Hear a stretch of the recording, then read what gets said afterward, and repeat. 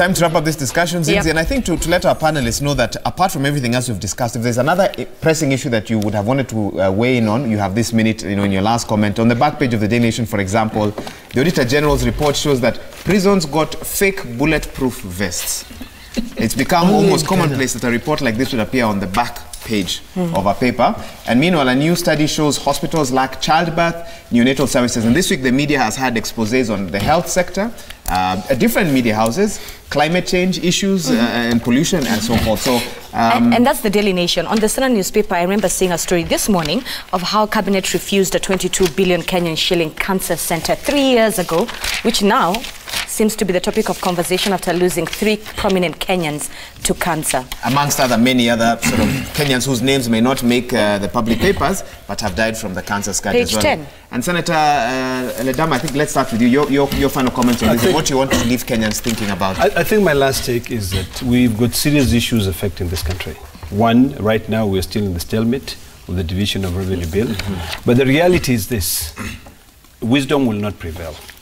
Dictatorship will prevail. Wisdom will not prevail. Will not prevail. Dictatorship will prevail. Because as we speak right now, the executive and the National Assembly are in, sort of like in one house together. And there's no way. We in the Senate will still fight. But I want to go public and say, if we are forced to vote for the 316 billion, Narok County will not vote for it. Because the money is not, we're not asking for money for governance. We're asking for money to be able to assist Kenyans. And I think that we have to be realistic. What is happening is that in this country, our standards have gone so low. In terms of our KEBS, when KEB tried to do their job, when the DCI tried to do his job, and even the DPP, there's a lot of political meandering which end up not giving people what they should have. This is the reason why. This is the reason why. No, I mean, of course, when it comes to, if you ask me that question, it comes to, we need 24 counties to be able to pass for the division of revenue bill. But as I said, in terms of we are following the Commission of Revenue Allocation. But if we are forced to be able to vote for 316 billion, I don't see the reason as to why I should vote, because I'll be voting against my own principle. Okay. Because I believe that more money should go into counties. Finally, I think it's about time that we really consider the poor people. A lot of people in Kenya are dying of cancer. And it's because of all these pesticides that we're bringing into the country, all these products which are coming in which are substandards. And whenever KEBS try to do their job, there's always a politician or someone else who is interested, or money, a cabal, that tries to make sure that that KEB officer is put out so that they can be able to bring in poisonous sugar, they can bring in poisonous fertilizer and other products. And unless we really come back and say we need to change the way we live, there's no way this country will go forward. We'll continue receiving empty containers in Parliament, which was supposed to bring in material. Will continue receiving, what else? You just said something that... Fake bulletproof. Fake bulletproof. All that fakeness will continue. But what I can ask Kenyans is that I think it's time that we learn our lesson. And, Swahili nasema siyefunzo na dunia, siyefunzo na mamake, ufunzo na dunia. We are now being taught by the world. Fair enough. Wanokango? We are a country that must develop. And how do we develop? We must take resources to where the people are.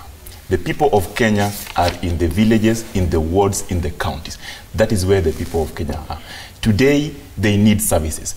Those services are as a result of the object of devolution that requires that they should be accessible.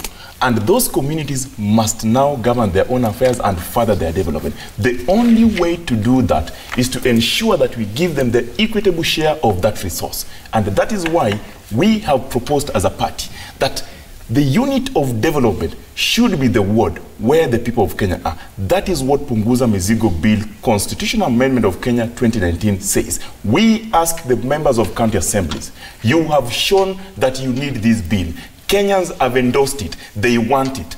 Pass it at the county assemblies. Then let's go to a referendum. Let the people use their sovereign power in Article 1 to decide that this is the way to go. Because today, all of us are equal in measure.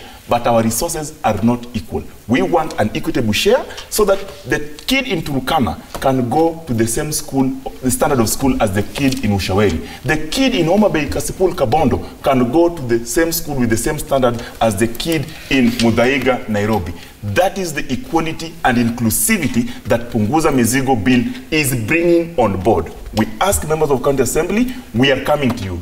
This week, we are in the North Peak, Elgeyo Marakwet, Nandi, Uasin Gishu. We are coming. Okay. Punguza Mizigo. Fair enough, fair enough. Governor? I was just listening to the Secretary General of the Punguza Mizigo movement. And I have just realized that I've just realized that they have drafted it in a manner that will make county assemblies go for it, because they have not touched anything to do with MCAs.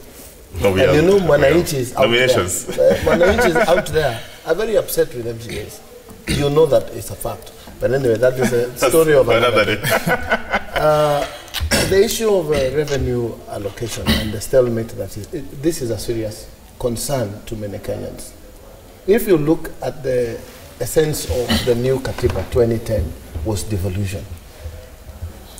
What are the devolved functions? Agriculture, health, water, non-national roads. This is where most of government resources are supposed to be taken.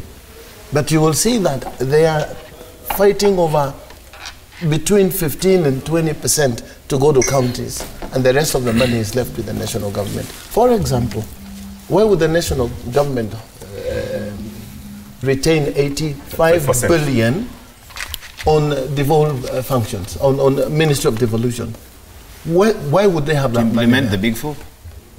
Big Four devolution, 85 billion to do what?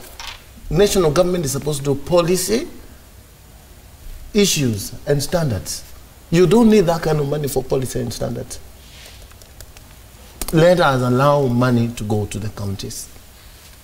Don't worry about sending it to thieves. Deal with the thieves. You cannot stop taking money to the ground or to the ward level because you suspect a governor will steal. Deal with the thieves. You know, this country is the only country in the world where we celebrate thieves. Well, I'm not sure that's accurate. We celebrate there are many other African countries. You steal, you are charged, you become a governor. You steal, you are charged, you become an MP. It's as simple as that. You know, people, you go to the village, umejifanya mwenda wazimu, they will appreciate you. It is only in this country. We must change this culture. Okay. It's a serious matter. Okay. You know, when you go But I'm worried if you say that MPs and governors, some of them... Not all are thieves. What does that tell you about the position or the caliber of people that get to such positions? As I said in the beginning, chapter 6, integrity. We have it in the Constitution, it's not working. Or is it working for you? Are you seeing people who should never see the inside? I'm the one asking the questions here. Is it working for you? They're the ones who host us here all the time. No, I'm asking. There are people you will host here and wonder, where is he from? You understand? And I always say, even if you never saw the inside of school and you just passed by Kiwanja, Kibera, you know, in the school, Hapo, Jamhuri, secondary, some knowledge will rub into you. You understand what I'm saying? Okay, good. Well, some of these things, honestly, we've become the joke of Africa. Fair enough. It's only You're in eating Kenya. up into the time of You SD, see the so way they finish. speak about Harambee Stars. You can't allow him to do that. Good. This is just his time. No, Don't his say time he's is eating up. into He's already finished. In fact, now he's in football.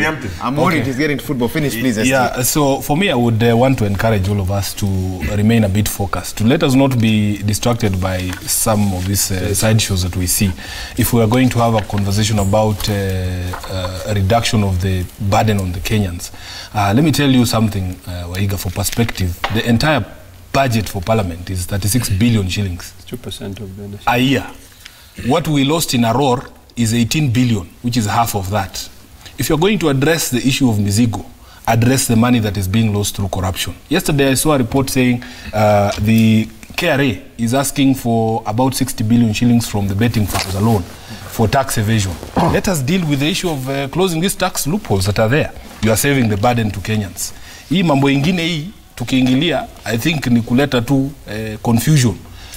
You see, when they talk about giving the ward reps money, like Kabogo has said, it is baiting the members of the county assembly to pass because they know as third way they don't have a single MCA. So how do you get these people to support this thing? Okay, you're getting into territory. No, it is a unit of he talked about it. Tell us saying about that he'll put the money. Yes. He'll put the money at the county level.